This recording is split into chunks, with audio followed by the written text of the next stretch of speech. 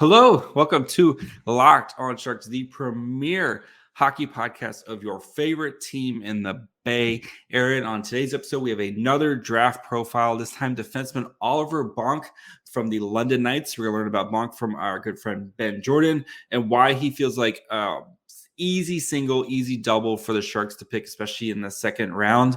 And then we're going to talk about this hodgepodge of defensemen. So all that and more on today's episode of Locked on Sharks. You're Locked on Sharks, your daily podcast on the San Jose Sharks. Part of the Locked on Podcast Network, your team every day.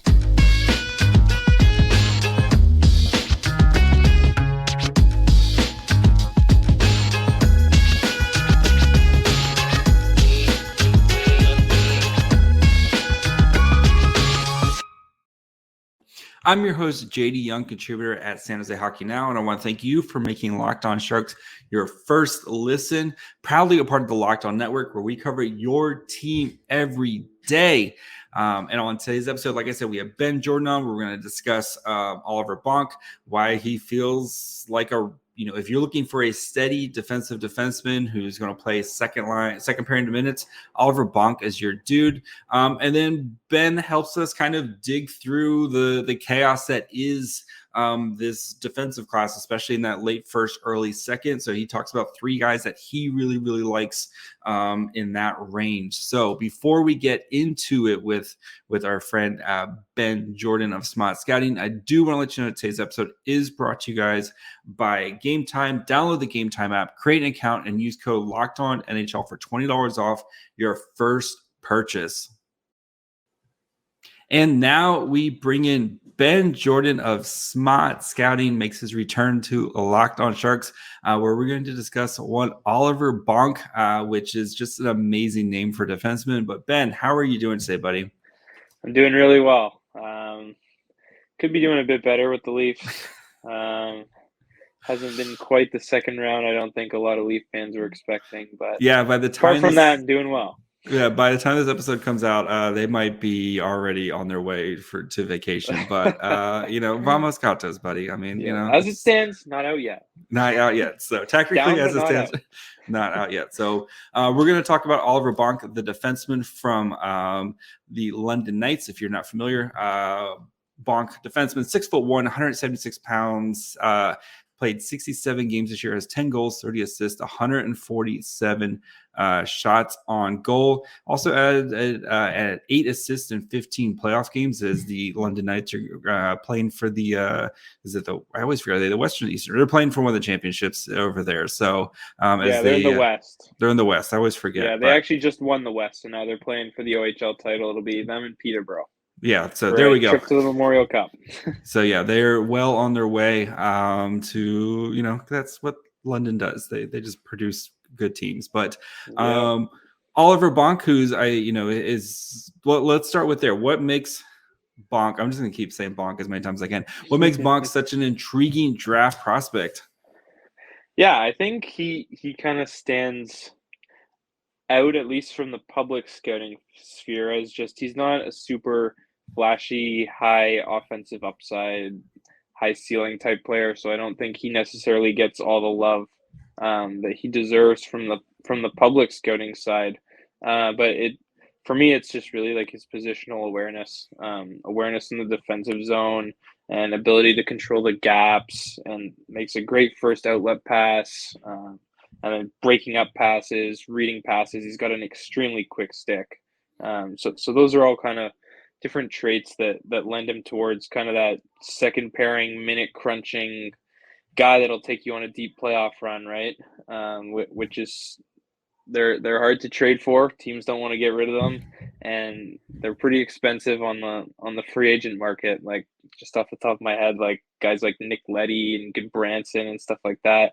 When they kind of get older and into that stage, they're kind of more expensive than you probably want to pay on the free agent market and come with terms. So really important to draft guys like this. And they're not necessarily the most flashy, but crucial to successful teams.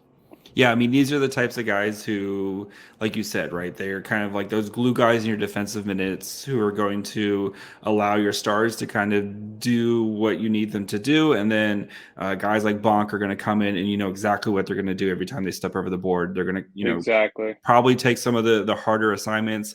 Especially sounds like a guy like Bonk who's, sounds like he's more of a defensive specialist than the offensive Yeah, guy. definitely more of a shutdown role, mobile, get the puck up to the forwards type guy. When I think of Bonk, kind of NHL names as comparables that come to mind are guys like TJ Brody, and then even Eric Chernak, but with probably a bit better mobility.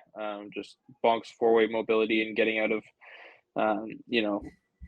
pressure and plays along the wall, and just being able to make that small little slip pass to his defensive partner up the boards to a winger.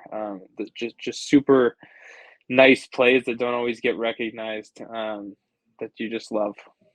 I mean, yeah, you can kind of see his role right now with London, right, where he's kind of having to be that second, kind of pair defensive guy. Of course, they have Logan Malu or whatever. They have that guy who we don't like talking about, but who's kind of the star on the blue line, right? He's going to rack up all the points and stuff, but but Bonk is kind of especially at a young age, right? He's really kind of settled into his role for London, right? Right.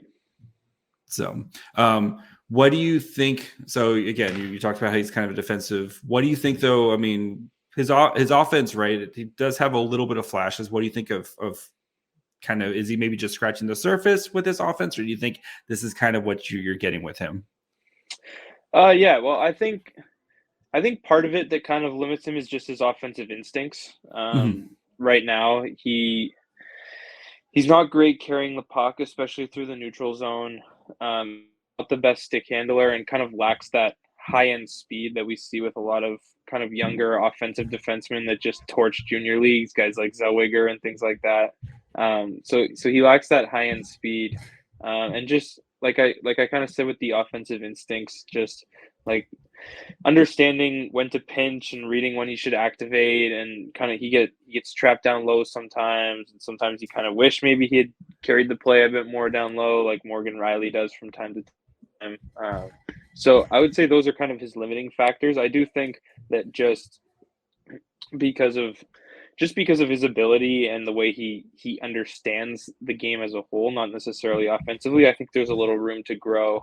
And again, depending on landing spot and team and kind of where he finds himself, that may dictate his limitations as well. But I do think he's kind of limited in the sense that his offensive awareness just isn't quite where his defensive awareness is at. And especially the way the game is trending now with defensemen that love to carry the puck, and that kind of holds him back, especially in the neutral zone, which is such an important part of gaining the offensive zone and carrying play that way. So I don't think there isn't room to grow, but I would say that I think he's relatively limited in that aspect. So it sounds like he's a good partner for a puck moving defenseman. Like if you have an Erik Karlsson type of guy, somebody who's, their offense first, but having Bonk as will be the perfect partner for them, where they can kind of be the defensive defenseman. They're going to kind of make all the right plays, and then let whoever is your puck carrying defenseman kind of step out of the way and let them do their job when they need to do it. Yeah, totally agree. And like I mentioned a little bit earlier with Bonk, one of his strengths is that outlet pass and that pass that he makes, and he's really good at getting that puck up to the forwards and into the rush quickly. So even if he's not necessarily a part of that rush, he'll be facilitating it from the back and getting that started. So guys like Karlsson, who you mentioned, who love to get up into the rush, added benefit for somebody like that for sure. All right, guys, before we continue our deep dive on Oliver Bonk and then why he, kind of his timeline, where he kind of fits in with the Sharks, potential there. So we do need to take a quick break, talk to you guys about our friends over at Gametime. It's that time of year right now where you're trying to get tickets for, all the events happening this summer, whether it's, you have the Giants, you've got A's for a little bit. Maybe you're going to a concert. That's where Gametime comes in, because buying tickets to your favorite events shouldn't be stressful. They have killer deals on last-minute tickets and their best price guarantee, so you can stop stressing over the tickets and start getting hyped for the fun you'll have. They have amazing things like their flash deals on last-minute tickets, so especially if you're not one to plan things and you just like, hey, I want to go to a Giants game today, boom, they've got you covered. They have images of the seat views, so that way you know exactly what your seat's going to look like when you get there. Lowest price guarantee, okay, and there's event cancellation protection, job loss protection, bunch of amazing things. So all you gotta do is buy tickets with the Gametime app. You can buy tickets in a matter of seconds, 2 taps, and you're set. Again, like I said, you can see the seats, right? There's nothing worse than buying tickets and then you get there and you're disappointed with your seats. You don't have to worry about that with Gametime. So snag the tickets without the stress with Gametime. Download the Gametime app, create an account, and use code LOCKEDONNHL for $20 off your first purchase. Terms apply. Again, create an account and redeem code LOCKEDONNHL for $20 off. Download Gametime today. Last minute tickets, lowest price guaranteed. All right. So, you mentioned you kind of picture him as kind of topping out as like a second pair, probably on a good team, second pair, but very, very important minutes type of defenseman. Mm-hmm. So, if you're a team like the Sharks, who've added a lot of blue line pieces, especially recently, guys like Muka Madulin, for example, Henry Thrun, et cetera, why do you think it's smart for the Sharks to just keep taking swings at blue line players, especially because they don't really have a guy where you can kind of point to be like, okay, I know exactly what this guy's going to be in the NHL. And like with Bonk, it feels like exactly what he's going to be in the NHL. Yeah. And I think that Bonk isn't necessarily ready for the pro game quite yet either, just in terms of physical maturity and getting himself there. So even in the time that it would take for him to become pro ready, you're going to learn a ton about what you really have in guys like Thrun and Muka Madulin and guys that are going to get looks with the Sharks. So I think you'll learn a lot that way. And if Nashville's proven anything over the years, you can never have too many defensemen in the pipeline, right? So if you're someone like me and you're looking at Oliver Bonk and you're pretty confident that you've got a surefire guy that can contribute in important ways, I don't think that can be discredited at all, even with the guys you currently have. I mean, we know prospects, a lot of them, most of them don't turn out how you really envisioned when you're looking at them and scouting them and ultimately drafting them. So to get a guy that you think is more surefire and can really contribute to like what I described was just a winning culture and just play strong and heavy, it is never a bad thing. So that's Mike. The Sharks are looking right D. Exactly. All right. So you talked about it's going to be a while, right? So expect probably 2 more years with London, probably a couple years in the AHL to kind of transition to that pro game, especially again as he's building maturity. He's already got a good frame, right, at 6'1", 176 pounds. Right. So you expect him to kind of continue to fill that out. But so probably looking at, like with most defensemen, they take a little bit longer, 4 to 5 years before he's making an impact in the NHL.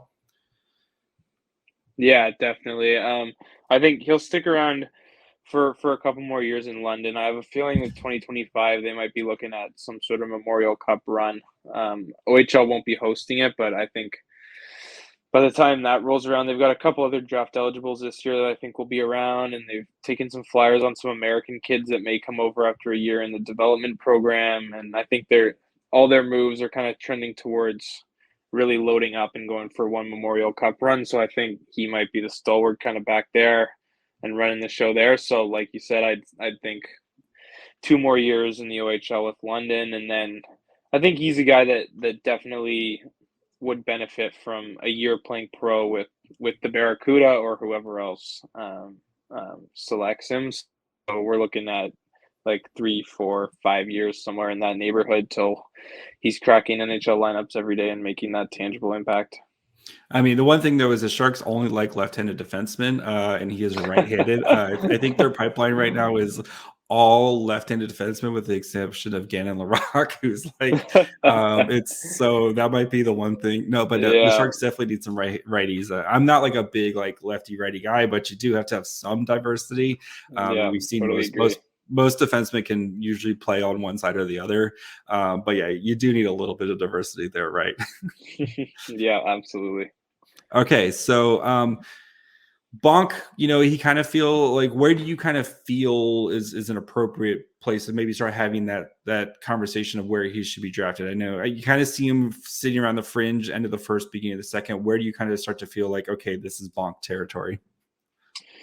Yeah, I mean, on the draft day, we'll see where kind of slide and fall and things of that nature. But I would say probably low to mid 20s is where I think teams may start considering him, and he may start kind of popping up on teams' boards. Mhm. And then anywhere through the middle of the second round, I think it's a pretty wide open guess. It kind of feels like there's a lot of players this year that are just kind of in that like 20 to 45 range, right? And Yep. I think so. Bonk seems like a kind of guy that maybe picked early second round as just kind of a team need, maybe a team that had 1 or 2 first round picks, kind of took some flyers on some guys that they think have high upside, and then Bonk's kind of just like, we need a right shot D that we know is going to do this.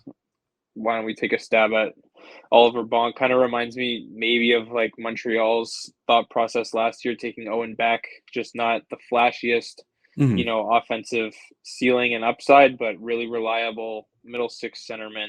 Get him in the system, and kind of just like that. I kind of see Bonk in that area. So I don't know, anywhere from about 22 to 45, somewhere in that range seems like Bonk territory for me. Yeah, I mean, the Sharks have probably 26, 27, 28, whatever the Devils pick, and they have Yeah, 36. So you're in again yeah, with a high. definitely It's in range. definitely range. Yeah, if you feel like you hit a home run with your first pick, and you feel like you just want to like get on base type of pick. Yeah, Bonk definitely exactly. feels. It actually kind of reminds me of like when Justin Barron a couple years ago. I know Justin Barron had the massive injuries of sort, but like Justin Barron, Right. right? You knew exactly. Defensive defenseman, you're going to come in. He's going to do exactly what you need to do. You don't have to worry about him. Is that kind of a similar comparison? Is that a kind of a safe comparison? Would you say? Yeah, I think that's a good comparison. Was that the year they took Newhook? I think so. Something, May yeah. have been a year after actually. I think Newhook was the Byram year in 2019 actually. So Barron would have been after that, but yeah, very very similar kind of archetypes, right? Kind of already a good frame and size and good mobility and good first pass, and just reliable, steady defenseman. So yeah, that's a good comparison. Yes, I nailed one. All right. All right, guys. Before we finish up with Ben, he gives three defensemen other than Bonk that he really likes in this kind of late first, early second range for the Sharks. Kind of, and all of them have different traits. So no matter what your kind of favorite defenseman is, he's got a defenseman for you. So before we finish out, do want to thank you guys for making Locked On Sharks your first listen.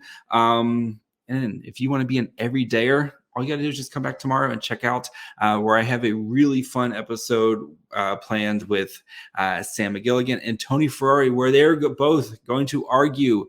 One's going to take the side of Leo Carlson, and one's going to take the side of Matvei Michkov and argue why the Sharks should draft that player. So if you want to learn more about what the Sharks should do at number 4, you definitely check out Locked On Sharks tomorrow.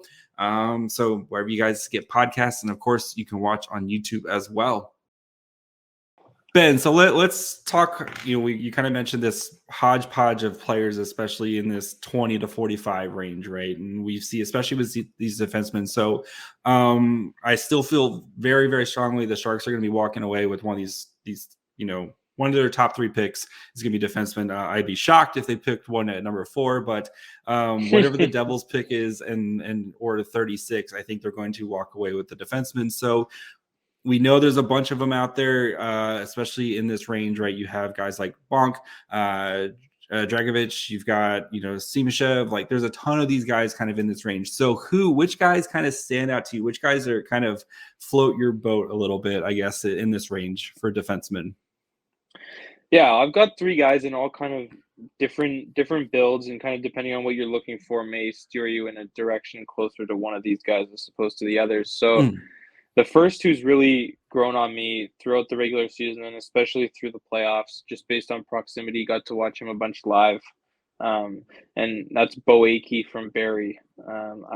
I've been really impressed with his skating and his ability to just create offense from the back end. And if you watched all of his shifts from game one of the regular season versus all of his shifts from the last game they played in the playoffs, it's monumental difference. And it's been super impressive the way he moves and the way he stick handles and the way he just drives play for Barrie back there, which isn't necessarily easy, being kind of the second fiddle when Brant Clark's getting all the love.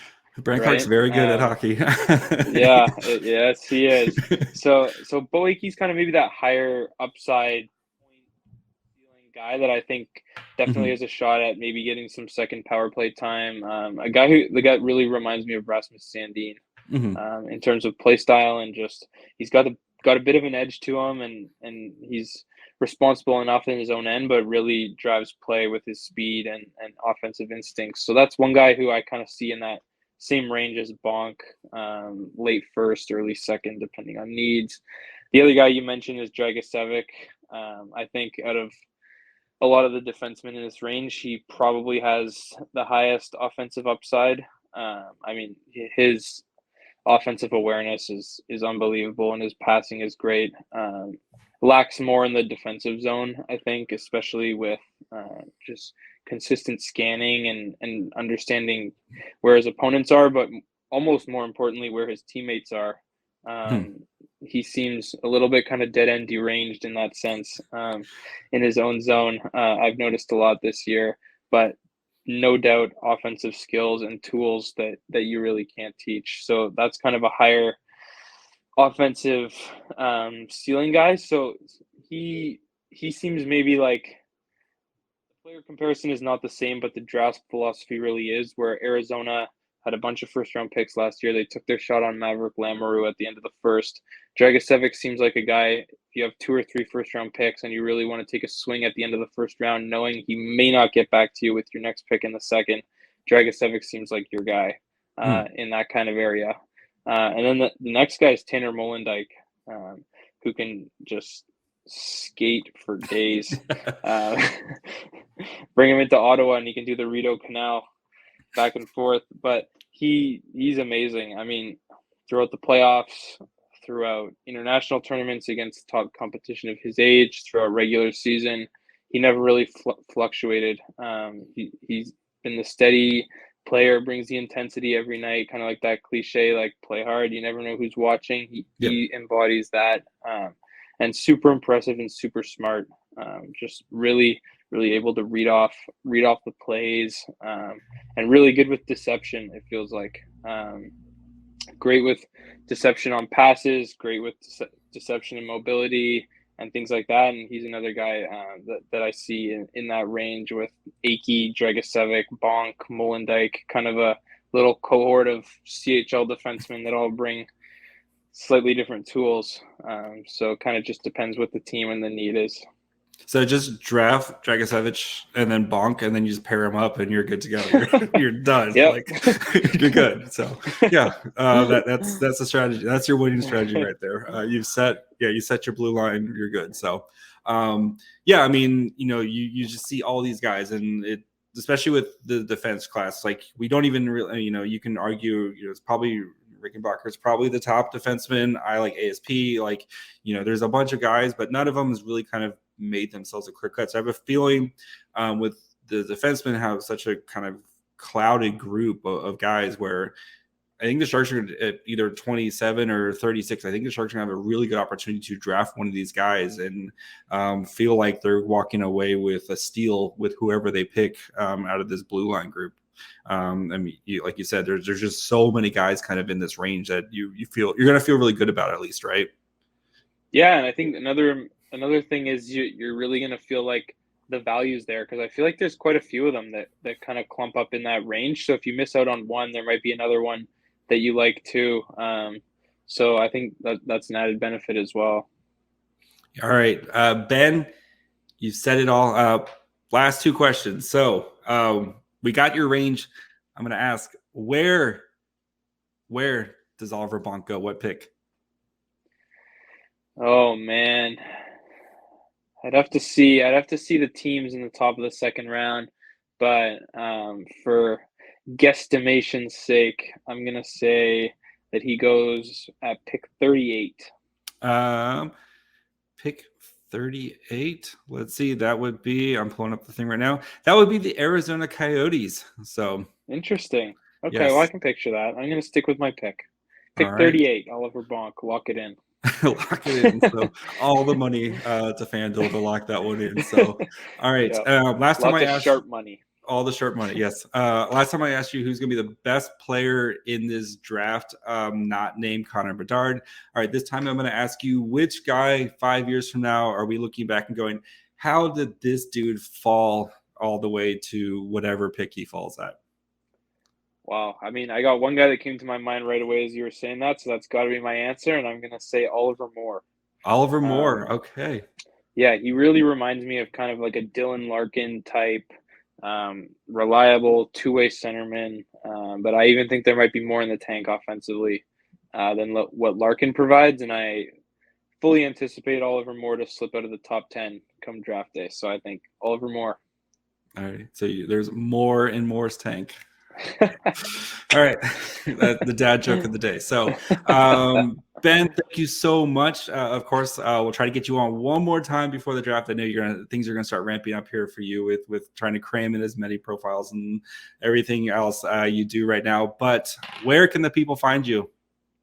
Yeah, you can find me at Twitter and the handle on the screen. If you're listening on podcast, be Jordan NHL on Twitter. Lots of hockey content there. And you can find my writing in my profiles at smahtscouting.com. All right. And say hi to Josh for me. So, Ben, thank you so much. And we'll talk to you later, buddy. Absolutely. Thanks for having me on. All right, guys, I hope you enjoyed my conversation with Ben Jordan. Oliver Bonk feels like a safe pick. And if you go, Michkov number 4, whoever you pick with the Devils pick, whether if it's like a Sandberg or if you want to go like a Jaden Perron, take another swing. And then you get with the Sharks 36 pick. If you get Oliver Bonk, that is a beautiful, beautiful start to adding some quality pieces for the Sharks. So we'll be back, like I said, tomorrow to discuss Michkov versus Carlson. So there should be a fun show on Friday. And then the following week, next week, we're going to be doing it's San Jose Barracuda week. So we're going to be digging into the Barracuda season, kind of doing some player reviews, more draft profiles next week as well. So thank you guys, of course, for making Locked On Sharks your first listen. You can follow the show on Twitter, Facebook, and Instagram at Locked On Sharks. You can follow me on Twitter at MyFryHole. Until tomorrow. Bye, friends.